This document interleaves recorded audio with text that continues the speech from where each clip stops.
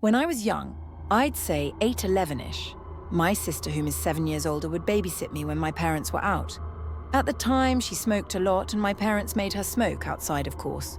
So I'd follow her outside into the carport, which faced the street, and play around, annoying her and such. One day, my sister notices a car at the end of the driveway, just sitting in the road. It's a white SUV with a bike rack on top. It has the most tinted windows I have ever seen. You could not see inside from the side. It sat there until she went inside, then would drive to the end of the road and sit at the church parking lot and wait. It waited until she'd come out again for another smoke. And it would repeat this. Odd, but my sister is a brave lady and just kind of ignored it. That is, until the next day while my parents were out. It showed up again.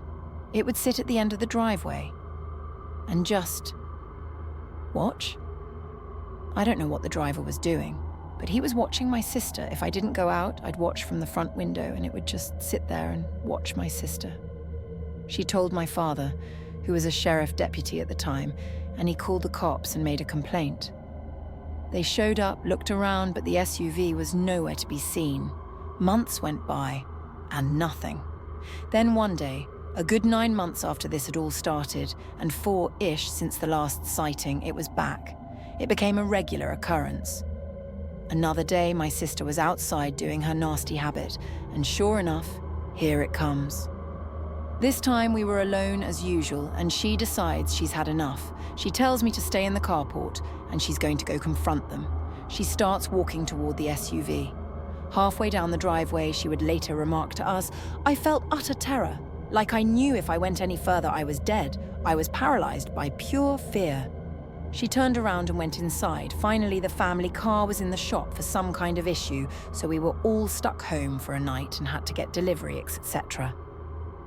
While my parents are home, my sister goes outside to smoke. I go outside with her, and eventually the SUV shows up. She tells me to run inside and tell my father, and I do. My dad promptly gets his gun and starts briskly walking down the driveway with it in hand, in the direction of the SUV, but not leveled towards it. The SUV floored it, down the road, and peeled out onto the nearby large highway. My dad, being a cop, noted the year and model and distinguishing features. The scariest thing, the license plate had been covered in duct tape. We never saw it again to the person driving the white SUV. Let's not meet again,